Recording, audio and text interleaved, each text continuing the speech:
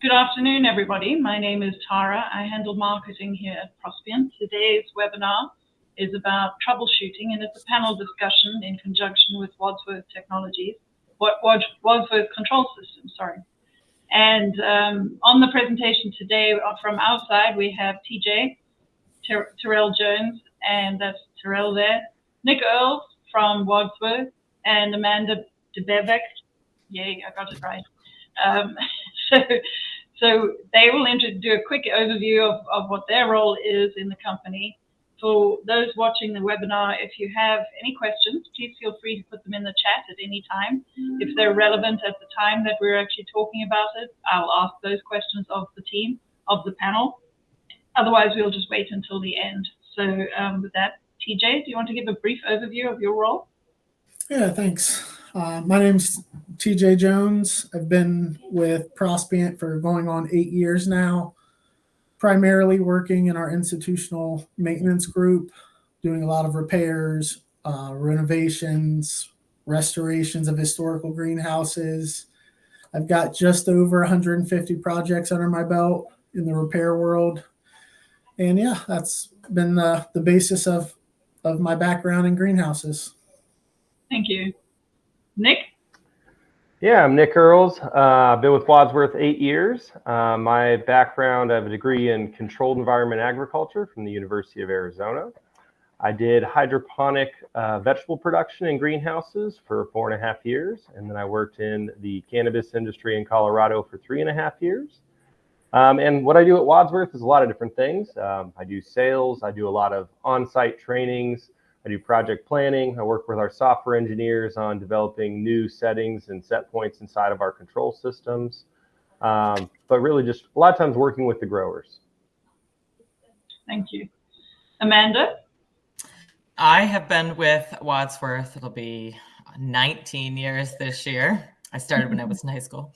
And I do mostly in-field technical support and sales.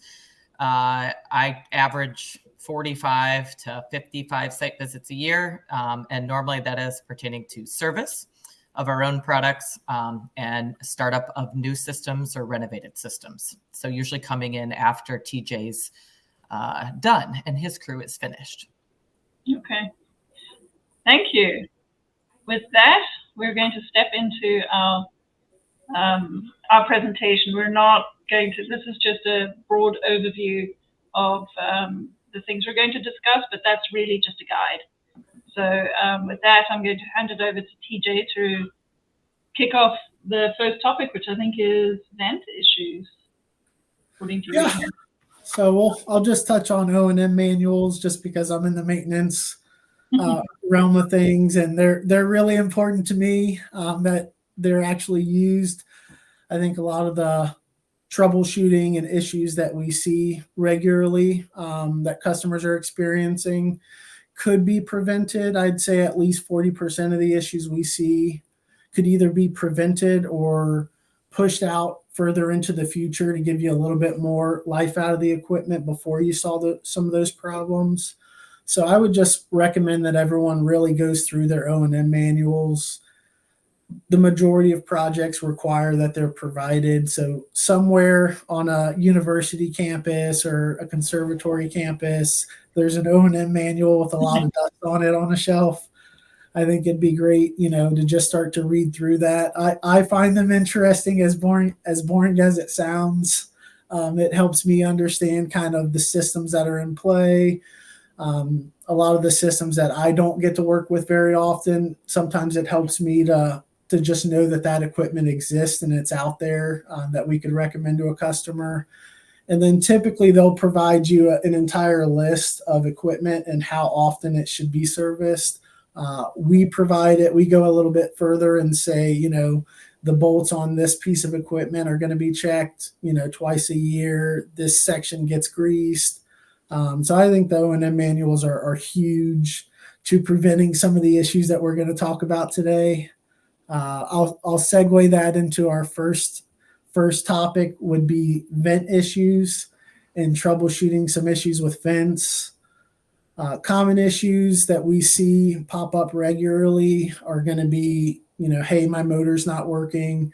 It'll spin in one direction, but not the other.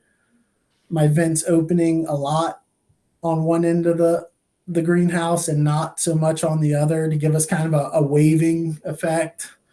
So there's a couple of things that to look out for that would give you some insight as far as I might have problems. I'll get to the wavy vents in a little bit, but I'll start first with the folks from Wadsworth. What are some of the common issues you see with specifically vent equipment and drive units? Sure. So one thing I often see is the lack of using those OEMs in maintenance to regularly, and we mean regularly in our manuals, 1 time per year, to walk the vent.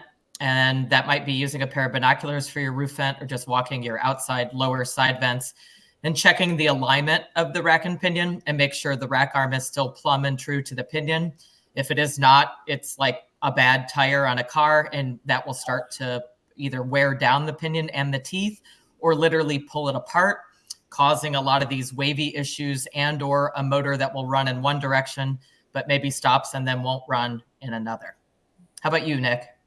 Yeah, I mean, definitely. That's something you need to do. I'd say the other things that I see often is you'll have on a vent, you'll have your motor control box, which might have override switches, and then you have your traditional control system that it's wired to.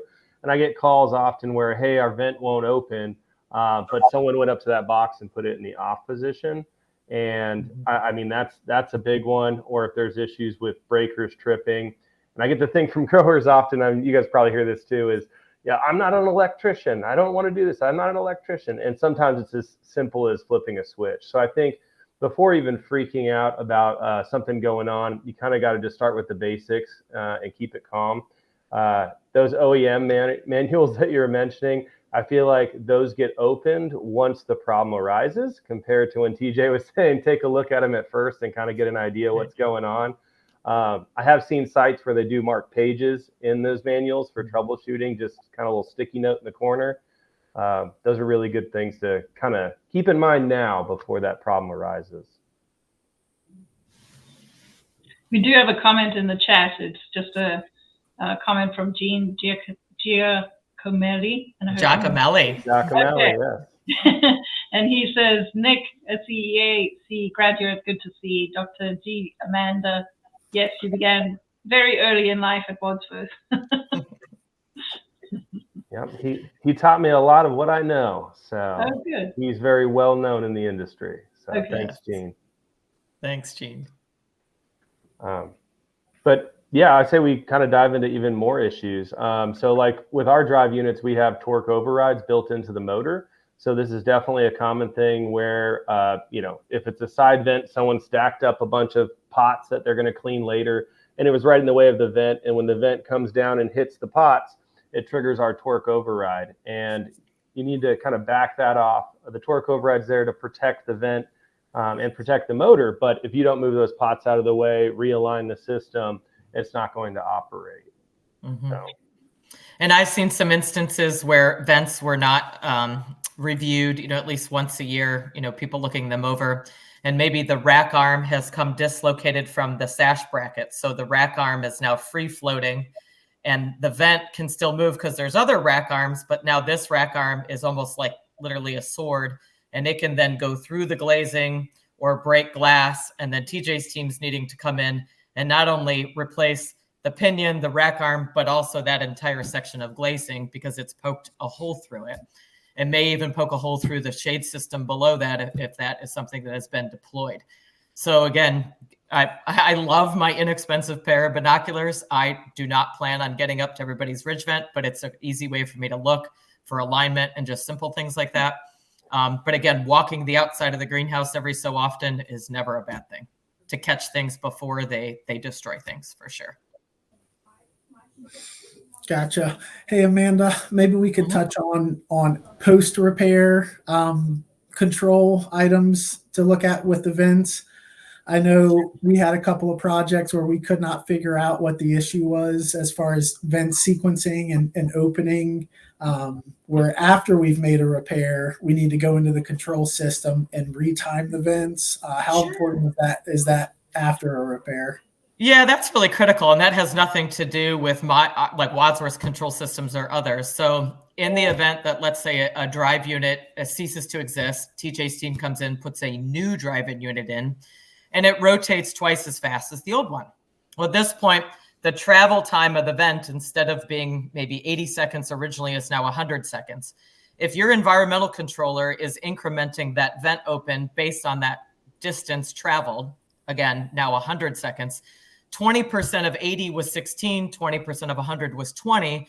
Your increments and your movements are going to be wrong. They're going to be off. So in that instance, you're going to be opening the vent more than you initially thought. You may even find that, again, TJ's team is not going to usually do anything with the electrical, but if the installer put the new drive unit in and 2 wires get switched when they get reapplied to the new drive unit, it could be traveling in the wrong direction altogether. So what was open is now closed, and what was closed is now open. So there's a number of coordination of the trades once repair and or replacement is being done with your control company and or your drive unit and vent control company. And Amanda, how often do you think we both see on a first job site show up and the vent is traveling the wrong way? I'd say 50-50. Maybe even more than that. Yeah, maybe even more than that. And again, I don't blame an electrician because that, they're usually their primary job's not greenhouse controls. Happens more even on curtains. But yes, they don't understand what open and close is. They just put 2 hot wires down into neutral. And yes, we'll come to find out that it's traveling in the wrong direction. Yeah, that's generally our dead giveaway is when it's a brand new motor that should work fine and it's not moving in either direction. Generally, we know that it's backwards. Yeah, it can be backwards. And limits can be changed. Wadsworth happens to be, a company that started in the motor industry in the 70s. So there were former drive units that had external boxes mounted on the vent that we had mercury in them. And, mercury hasn't been around or sold or even really legal for a long time. So when those things get removed and new drive units get installed and we go to internal limit drive systems, again, wiring on limit have changed, wiring on the vent control box changed, possibly the wiring of direction has changed. So there is a lot of kind of labyrinth to go through at times that Nick and I will do, or even we personally have a fabulous tech team that can do all this stuff over the phone without ever seeing it on a job site. They can just listen to the person on the phone and assist. Yeah, and I would say also people. Oh, go ahead. Sorry, I said kind of like the car guys that did on the radio on Saturday mornings and they'd listen to the sound. That's right, the old car talk guy. The brothers from Massachusetts. That is correct. And I would say another thing that happens, whether it's a new install or definitely on a motor replacement, is if that person doesn't know anything about setting the motor limits and thinking they are just replacing a motor. That's where you start to also run into issues because we need to tell that motor when to stop, so when it's fully open, and when to stop when it's closing, so it's fully closed. And sometimes people try to aim on the safer side and say, I'm going to leave like a 3 or 4 inches there to make sure it gets close, but it doesn't ram into the building. Well, the issue with that is we're having a sealed environment, and you really do want that to be fully closed, just like your garage door. You'd want it to be fully shut so you don't have little critters and snakes coming in. But in this instance, we're really thinking about temperature, and that has a big effect on the temperature if there's cracks on all the vents. Right. And TJ, that kind of leads into your intro when you talked about, the greenhouse vent wave, where part of the vent will be closed on one side, might be open a little in the middle and then closed again on the outer side. So, you have these erroneous gaps. And in those instances, as if the vent motor won't run anymore, or if you have that unevenness, first off, you got to figure out why it's uneven. But if it's skipped a couple teeth, that's usually what I see happening. Yeah. You have 3 teeth left on the outside and 5 teeth left on the inside, and that's why it's got a wave going on. So you can, on almost all pinions that I know of that were ever manufactured now and before, is you loosen those off the vent drive shaft itself. So now the vent is loose and you can realign that vent, close it, and then torque back down all of your pinion gears. And that also works if your vent is stuck open and you can't reach someone or you can't figure out how to get it to come down. You can also release your pinions and allow it to come tight, close just by gravity, and then keep that vent locked down if you're in a cold situation. Yeah, and a lot of drive units will have an option to fit like a little hex head at the end of the motor, to manually close those. I would say if it's a wavy vent situation, probably not an ideal fix unless you were really in a pinch, just because we're putting a Band-Aid on the cut instead of stitches in that aspect.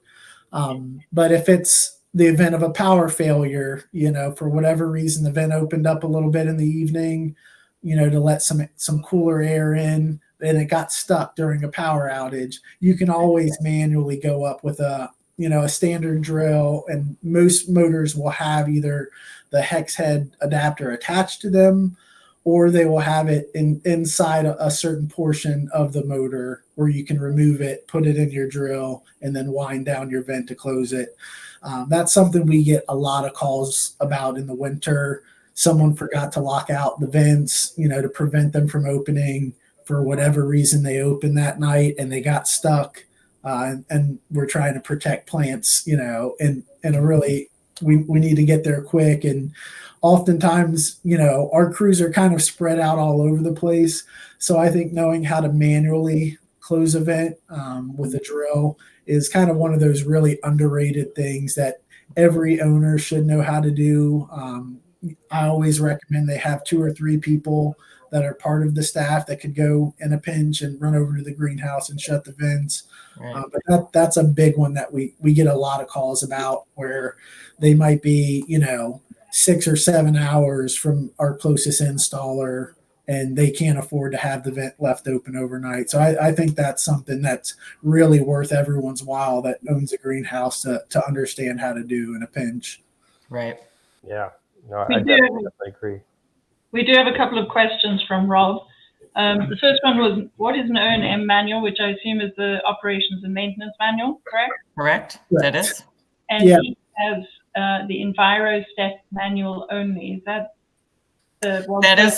that's an environmental controller. So that's the operation of, you could say, the temperature control.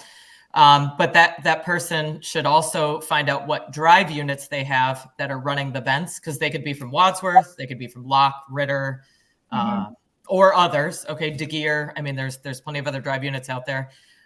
That manual is also more critical, because in our instance, anyways, our drive unit manual includes all the rack and pinion, which are the arms right on the greenhouse, where, maybe someone like Locke might have a more specific, just a drive unit and just a rack and pinion manual. So find out what that manufacturer is on the vent drive or shade drive, neither here nor there, and then go to that OEM manual, and it will give you a guide. In our instance, we have some videos on YouTube showing how to maintenance some rack and pinion, and we also have some pictures in our own manual that are very helpful and can be applied to other people too. It's just a nice guide. Right. Okay. And then the second question he had was, what is the phone number when you mentioned talking through things on the phone? Do you know that number off the top of your head? Sure. Yeah. So like at Wadsworth, it's 303-424-4461. And the great thing about Wadsworth Tech Support, we do have 3 dedicated people that transfer over a cell phone to cover weekends. So if it's a Friday night past, all 3 of those people right now live Mountain Time. They do give you an off-hours phone message that says which cell phone number to call, and that cell phone number is textable, of course. So even if it's an instance and it's a picture and you're not quite sure what you should be doing, they can usually help you out. Again, just to get you through the weekend, right? That's usually the big goal is to, like TJ said, we don't want plants to die and we don't want pipes to burst. We're just trying to get you through that emergency situation. Okay. And I would say most, whoever the manufacturer is of the product that you're trying to get resolved, the issues resolved, usually if you call the main office line, it's going to be one of the options in the menu. I know we have that at Wadsworth, and I mean, most companies I've had to call are the same way.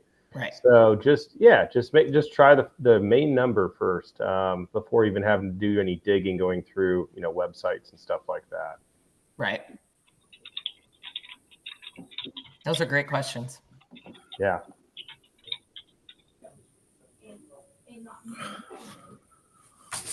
All right, Tara, you want to move into controls troubleshooting? Yep.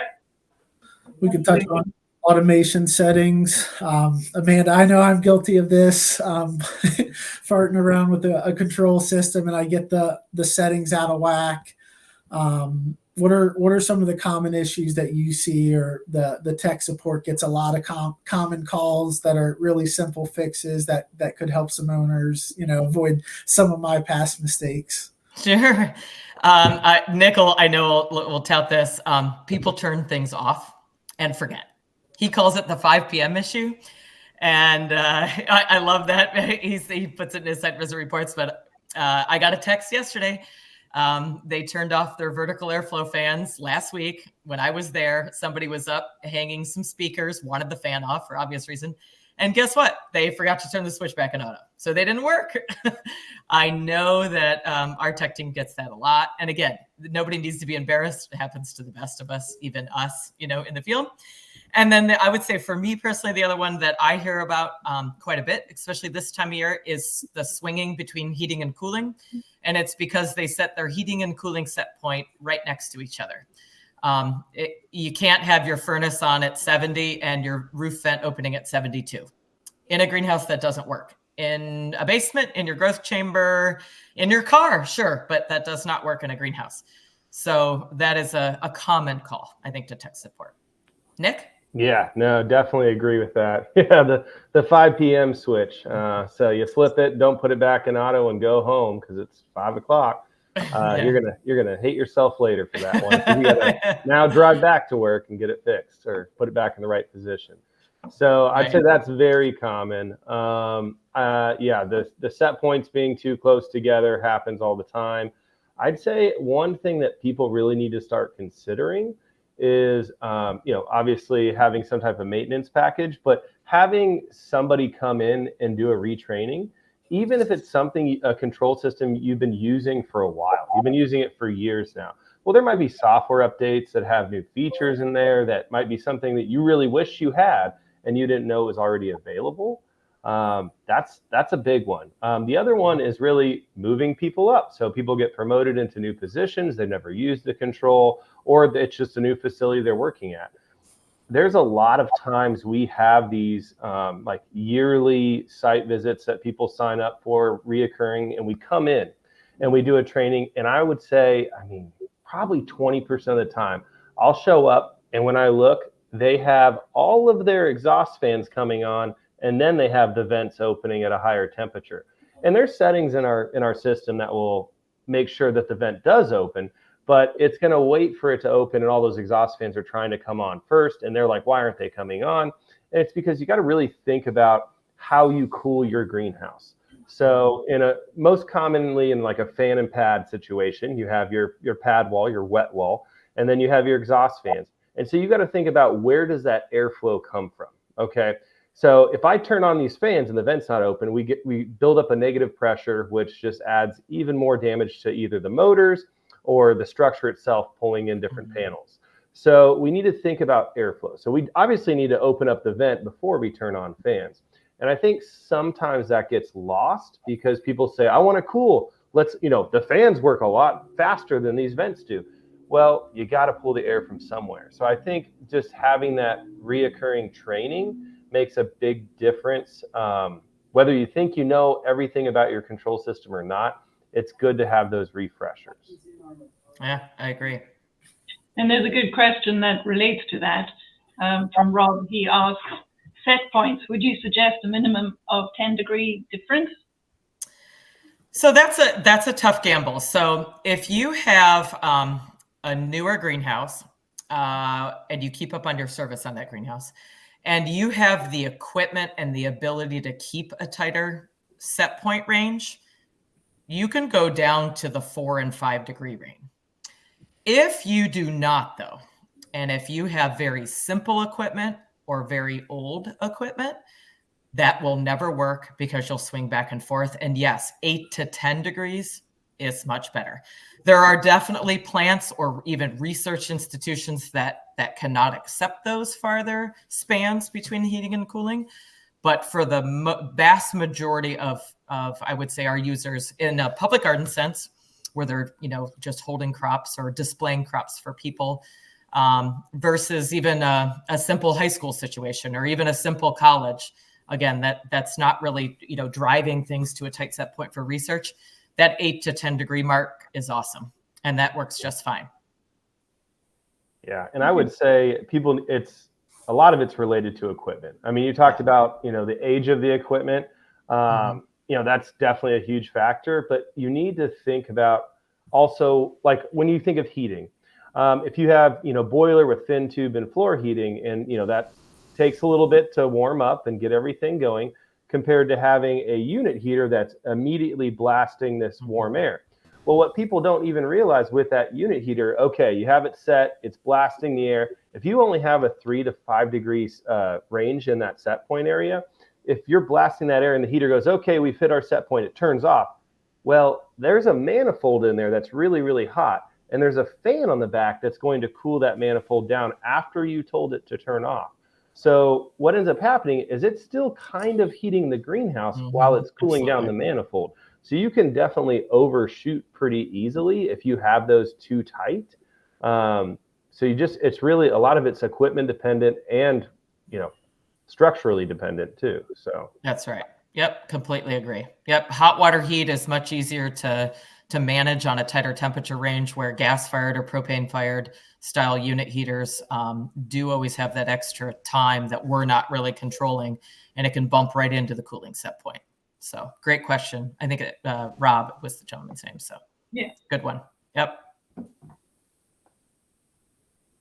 What sort of items do you need to check as part of regular maintenance? Sensors. yeah. Sensors. Nothing works in automatic if you don't have accurate and clean sensors. Simple as that. Yeah. It would be like trying to run your furnace at home just based on what your body temperature feels like, and you want to turn it on and turn it off by a switch. You wouldn't do that. Yesterday I made a service visit. Aspirator filter was so thick. It would be like if you never cleaned your dryer vent in a month. The board was covered in dust, absolutely covered in dust. And then it was hanging upside down, no less, by the electrical cord. So I was worried about water running down the electrical connection into the box. The weather station, nobody had ever looked at. The wind cups weren't spinning, and they have open roof structure. They just didn't even know. They have no clue how long the wind cups haven't been working. It's, 17, 18 years old. But again, if you don't monitor your sensors, and we say monthly, but you need to keep up on your sensors, or you'll never have a controlled environment. Yeah, and I always like to just explain how a control system works in a very broad, way of thinking about it. So we take it's all about inputs and outputs. Okay, so we take an input, a reading from the sensor, and we tell a piece of equipment an output what to do.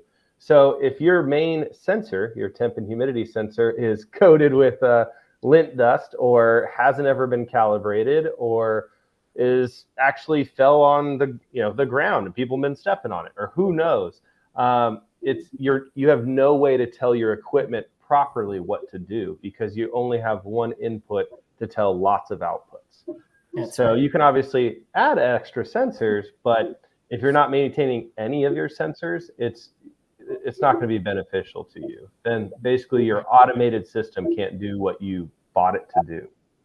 That's right. Your sensors are pretty easy to clean. I think most control vendors, the sensors are typically you're taking down a filter, you're running it under cold or warm water, putting it back, you're possibly blowing some canistered air through the aspirator box to kind of clear it out. It's all pretty simple as far as the actual servicing of the sensors, correct? That's right. Yep, that's right. And in our instance, in a lot of people's instance, a lot of our competitors, you can replace one piece and not another. So, the board may be fine, but, the filter needs to be replaced. You need to, maybe the small aspirator fan is not working. You don't need to replace the whole thing. It's just a little fan.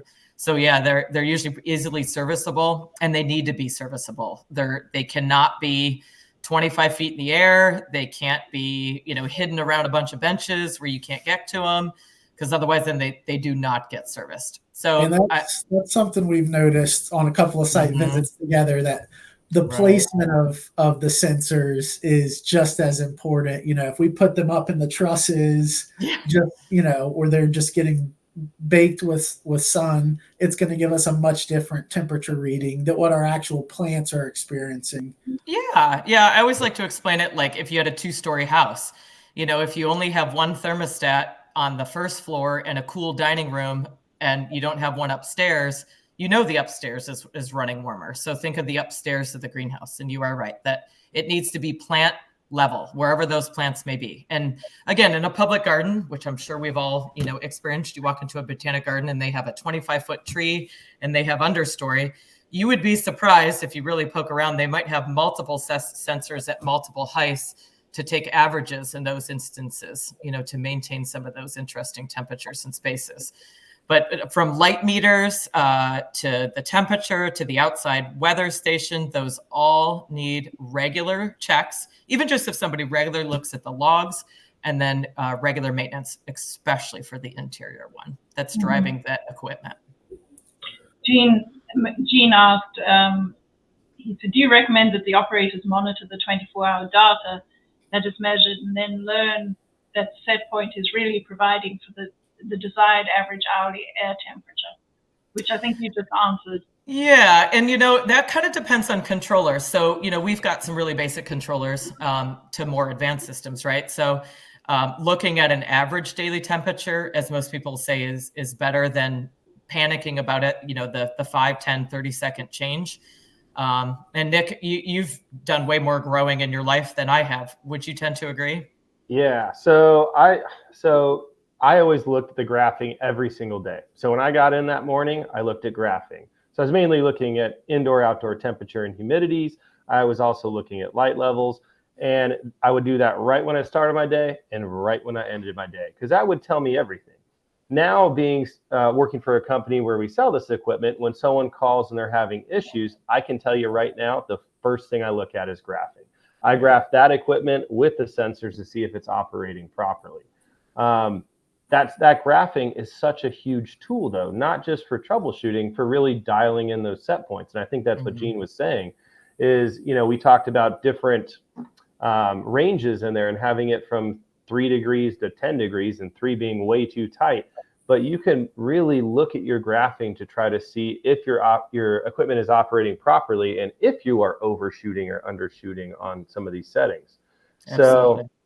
So no, the graphing is a huge tool. And I would say now we are finally starting to see people using more graphing, which is excellent.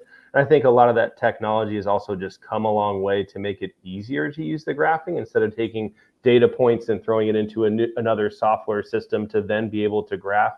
Now that you can do that with the technology that's out there, people need to really start utilizing that.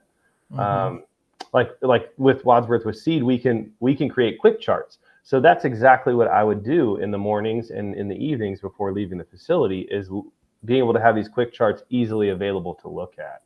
Right. I think that's good for teaching newer growers too.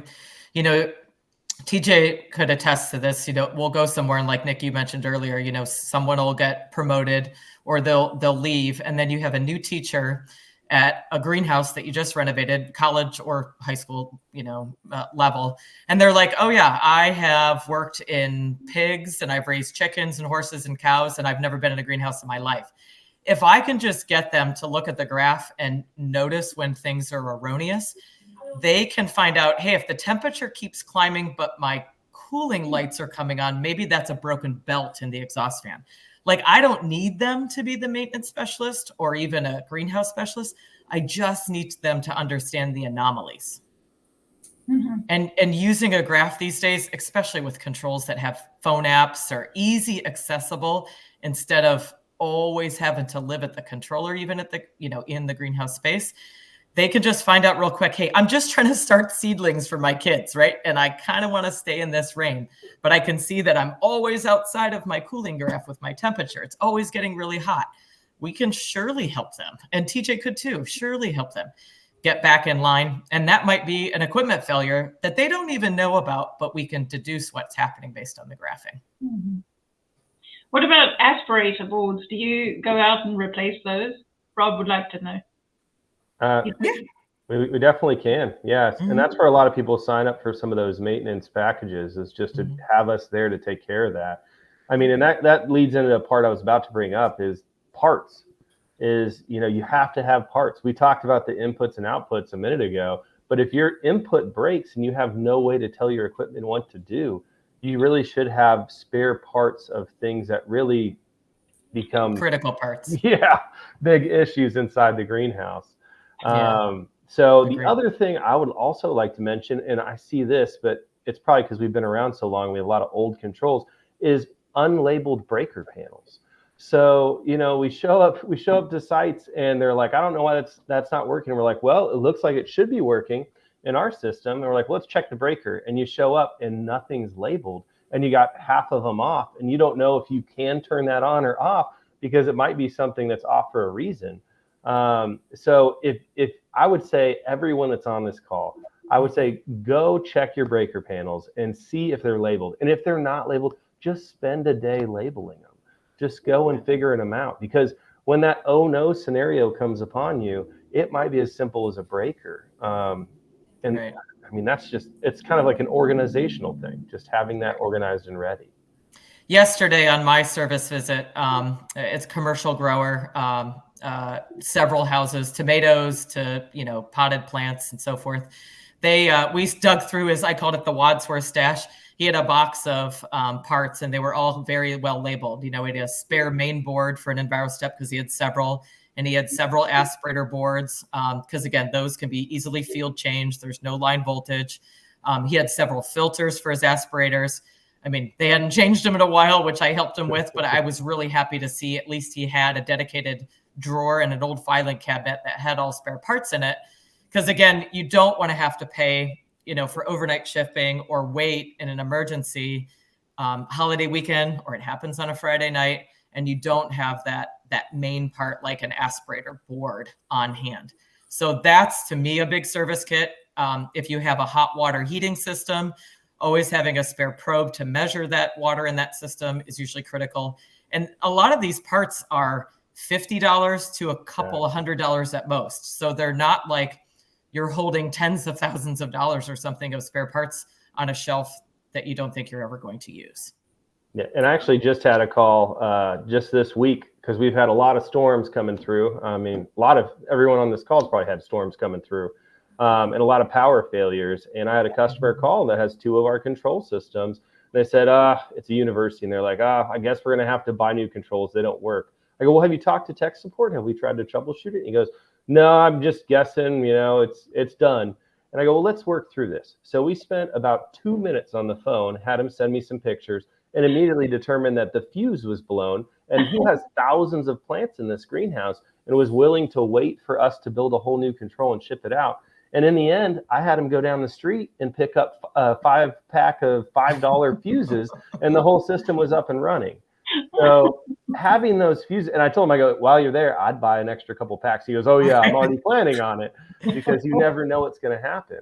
Theirs was a lightning strike, and they have a lightning rod up to try to protect themselves from this, but it still became an issue. But again, a couple glass fuses from AutoZone is like $5. Yeah, that's such a great deal. Yeah.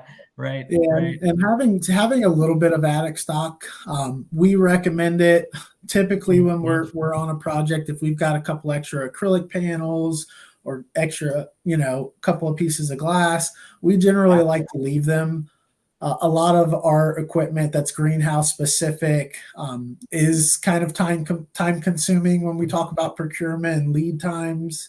So it's nice that, a storm comes through and cracks a panel, or a lawnmower throws a rock and busts out a piece of glass. Mm-hmm. Typically, we can get a crew on site fairly quickly, but it's waiting for the greenhouse specific material that can be kind of the 2, 3, 4 week, delay in getting resolution to an issue.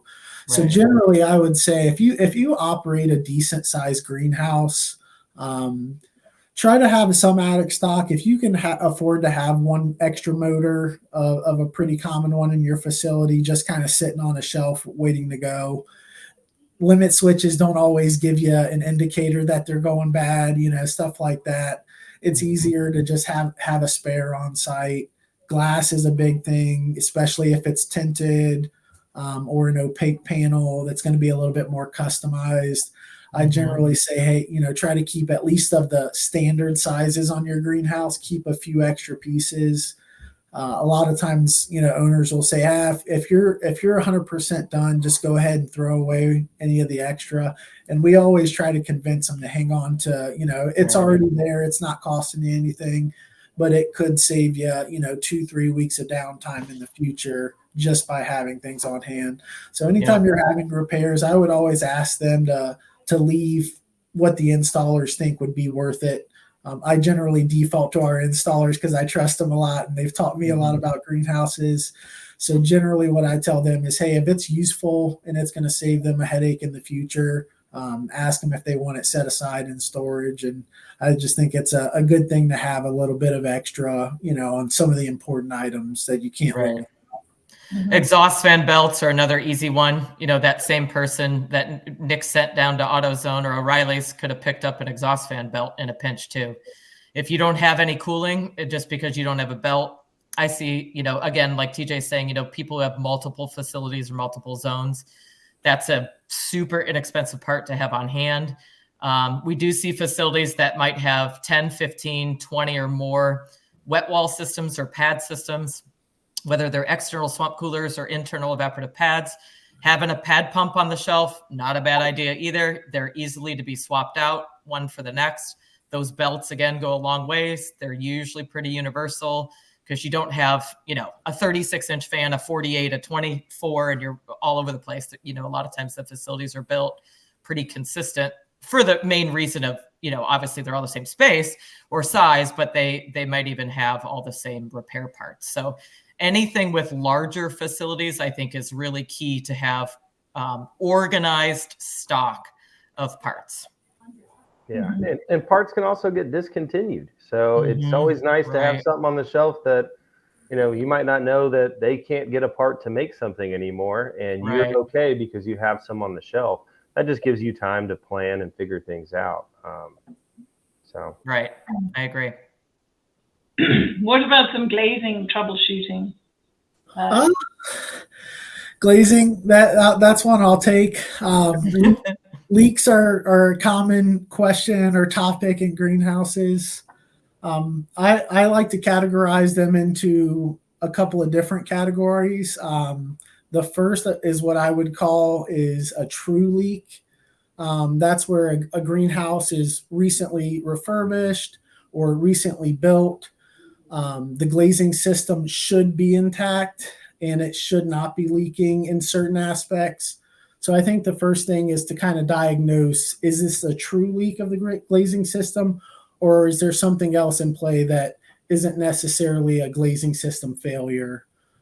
Some of the common things we see a lot after renovating a greenhouse, or it's a year or two old, if we get a call about a leak, the first thing I tell them to do is, if it's leaking near the eave or near a gutter, to check the weep holes. Typically, those glazing systems are designed to funnel water, even if it leaks from the exterior, to funnel it down to a channel on the interior where it can exit the greenhouse through a weep hole.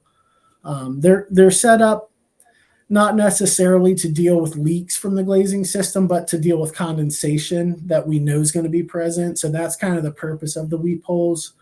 What will happen is, over time, if they're moving a lot of plants around regularly, there's a lot of dust and dirt in the air, it gets into those weep holes. Then we add water with condensation. It kind of creates almost like a paste or a putty that plugs those weep holes. And then that channel fills with water. And based on the location, it's really hard to get water out of that channel if it's not going out of a weep hole. It's basically stagnant water that stays. And then if we get, a little bit of water into the structure that's funneling to that channel, it starts to overflow. So it presents itself as a massive leak when really it's just, some of the weep holes aren't drilled out. So that's one of the first things I like to tell people to check for. Another big item is high wind events. If we've got a lap glass greenhouse with no sealants going horizontally, I always tell people your greenhouse is weatherproof, not waterproof. And those lap glass systems, if we get a lot of high wind that's coming in at an angle, it'll actually push the rain back up under those lap pieces of glass. So that's one thing I always ask owners, hey, was it just a moderate rain event, moderate to heavy rain event, or was it more of a thunderstorm, high winds that are creating some of those other issues? Generally, you should be able to remain dry in a greenhouse, especially one that's recently built or recently renovated, during anything that's a moderate to a heavy rain event. If there's no real wind speed present, you should be pretty well off as far as leaks in the greenhouse. Another thing to check for is, are the vents closed? You'd be surprised how many times I get a call, hey, we're struggling with leaks. The greenhouse is 2 years old. We're not really sure if we need to replace the roof again. And then we go out and make a site visit, preferably when we know there's going to be rain, and we get up on a ladder. The vent looks closed from ground level, and it's actually cracked, and wind is pushing water and it's spitting back into the greenhouse that way. So checking that the vents are actually closing, 100% are really key. Typically, greenhouse glass glazing systems are going to last somewhere between 15 and 20 years before you start to see widespread issues. Typically, within that range, you'll have a leak or two on occasion. That's pretty normal, no matter who the manufacturer of the greenhouse is. When we start to see consistent patterns where, hey, we've got a leak every 20 feet on the greenhouse in the same location, that's generally telling me that there's a failure point that we need to look at. Maybe it's somebody missed caulking a seam, maybe the putty dried out, but it's consistently happening. I think those typically will warrant more investigation. If it's isolated, we've got one small leak on this end of the greenhouse and another on the opposite side, it's probably more of just an install error that we need to get out there and do some resealing. But typically your greenhouses the glass ones are going to last somewhere around 15 to 20 years before they're due for replacement of the sealants. At polycarbonate, you're basically, at the mercy of the panel. They're generally going to be 8 to 10 year lifespan. After the 10 years, they're typically in okay shape, but you're really susceptible to that next hailstorm. Acrylic's got a little bit better longevity than the polycarbonate panels. We don't really see a ton of issues with our acrylic houses. If they're done correctly, they're kind of a gasketed system with, I would say, fewer fail points possible, just based on, we're doing a 4 foot by 20 foot section with no laps, no sealant issues in between there. So typically those are going to have fewer leak points. With leaks, I generally say they're tough to chase. If you're looking in one particular area, I generally say look 10 or 12 feet up the slope and start there. Yeah. You'd be surprised how many times we're looking at a leak that's happening near the gutter, on the end of a house. And if you follow it, it's starting, at the top of the ridge, 20 feet, 25 feet away from where it's presenting on the ground. So TJ, how often do you see like people not knowing that there's a gutter on the greenhouse like we have at home, and gutters are filling up and then bringing water into the greenhouse from gutters that are not maintained? Yeah, gutters can be an issue. Typically, our issue that we see a lot with gutters are the gutter connected greenhouses, Mm-hmm. where they're just You got a not. valley, and Yeah, they're just not that appealing to the average maintenance guy at a facility to want to climb, especially if they're glass and walk 100 feet to the end of the greenhouse and start clearing things back. So we get a lot of calls that say, "Hey, our maintenance guys just do not feel comfortable walking that far on a glass greenhouse's gutter." But it's really important to clean those out, especially if you've got a steel gutter. Uh, Typically what will happen is the gutters fill with leaves and debris, and that gutter stays wet around the clock, until it's cleaned. So we're putting more of a strain on the gutter protection, any kind of coating on the gutter. We're going to start to see leaks there. Depending on how high into the gutter the debris is filling up, you could potentially see leaks back into the greenhouse from that first bite of glass. So it's really important. A lot of the time it's as simple as just going down the gutter, with a leaf blower, twice a year, just to keep things clear. And it'll help prevent a lot of issues, that are more costly in the future, just by avoiding those rust incidents. How about like when someone gets a really bad hailstorm and then they find they've got a bunch of little holes all over? I mean, we all know that fills with water and then seeds and then algae and then bugs, and you get that gnarly streaking. Yeah, so typically when we see a lot of hail damage, it's mostly on a polycarbonate house. It can happen on an acrylic house, but we don't see a ton of issues with hail. Usually they're replacing the panels before on an acrylic house. But on an 8mm house, if you start to notice, hey, I've got a lot of small dots on my panels in the roof, that generally tells me that there's already hail damage, and the next storm could potentially start pulling panels out. We've started to see more often. We looked at a project in New York City a couple weeks ago, and you can start to see some of that hail damage is present, and now they're experiencing panels being ripped out of the greenhouse because those panels are so brittle. I think that the strength of the panel isn't really something we think about being susceptible to wind. But if that panel is more brittle, it's lighter, it's going to want to pull itself free a lot easier as it ages, as opposed to a newer panel that's got a little bit more give to it.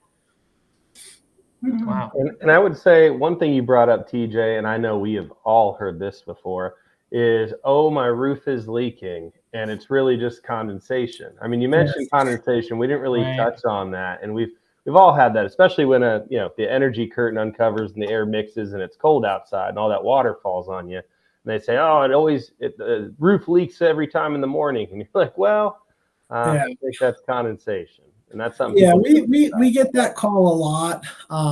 We've started to try to, as control systems become more advanced, to try to control the humidity within the greenhouse a little bit to avoid some of those condensation issues. Are there any set points that you typically will suggest if someone's really struggling with condensation issues?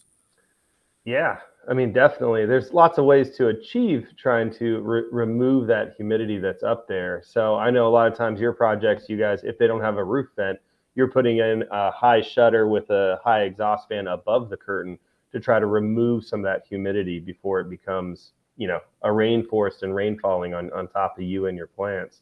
I'd say even cracking the roof vent helps. Another one that we do with our system is when uncovering that curtain system is have it uncover just a little bit and pause. Let some of that air mix and fall on top of the cloth, and use that cloth as almost a guide to take it down towards the gutter instead of having it rain on top of your plants. So yeah, there's definitely lots of ways to achieve it. Amanda, do you think there was any ones I didn't mention there that could help? No. I think slowly uncovering the curtain on the mornings where it's very cold outside and it's really warm inside, especially if you're in a propagation stage, which of course we're just going through now in a lot of part of the country. So it's extremely, high humidity, and young plants underneath, so we're trying to keep them really warm. That air above there could be really cold. A lot of us were across the country were very cold last night, and slowly opening that curtain for that mixture of air is key. And then, of course, a lot of the controls these days do have a great control of humidity just using dehumidification programs. I would say I find a lot of people are afraid to use dehumidification because they don't know what to do. They don't understand it. But between even gas-fired unit heaters and slight cracks of roof vents or upper gable shutter and fans, it's real easy and really effective to draw out that humidity. As long as, again, you've got that equipment and that control system in place that's able to do that. Yeah. What's the best option? We only have 5 minutes left, so I'm going to move this screen over so people have your contact details. But just as a last thing, what is the best option to fix for a leaky roof? Is it silicone or putty? Which one is better? Yeah, leaky. If it's a consistent leak where it's happening all over the place, we generally say in our maintenance group, if it's leaking in more than 35% of the roof, it's time for a new roof. Okay. If it's isolated here and there, we can look a little bit and do a little bit of in-depth look at it and say, hey, is it just a poor install or a good install where they just missed certain aspects?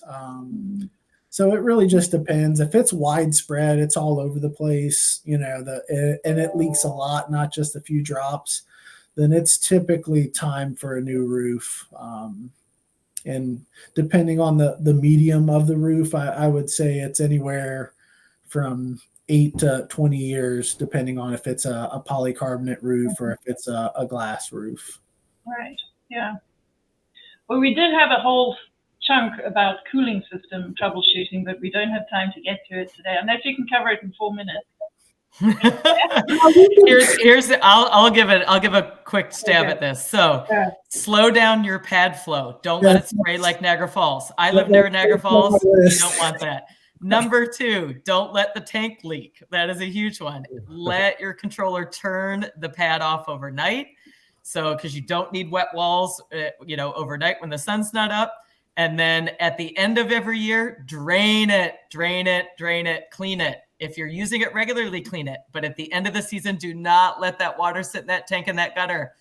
Do not ever let the pad material touch the water continually, because that will continue to ruin the bottom part of the pad. Yeah. That's it. Yeah. One thing we didn't say is also don't turn your system off.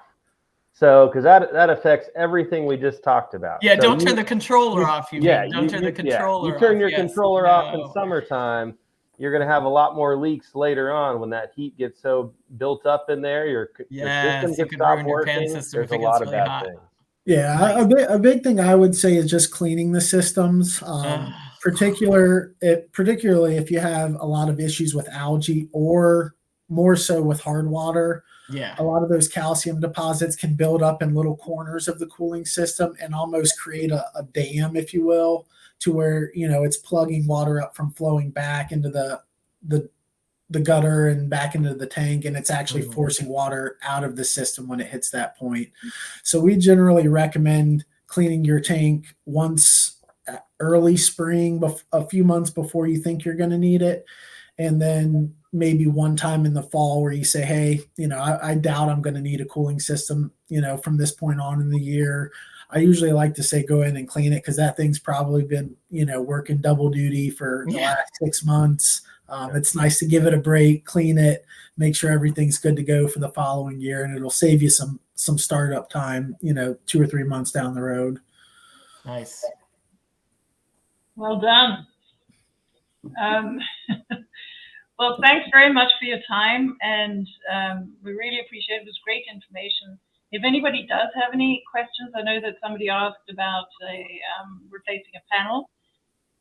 Amanda and Nick's emails are there, but I also shared the phone number for everybody, the tech support phone number that Amanda gave us. Any other questions, please feel free to reach out to us, and we'll get back to you as soon as possible. We'd love to. Thanks, everybody, for attending today. All right. Yeah, and thanks so much for your time. Great. Bye. See ya. Bye. Thanks.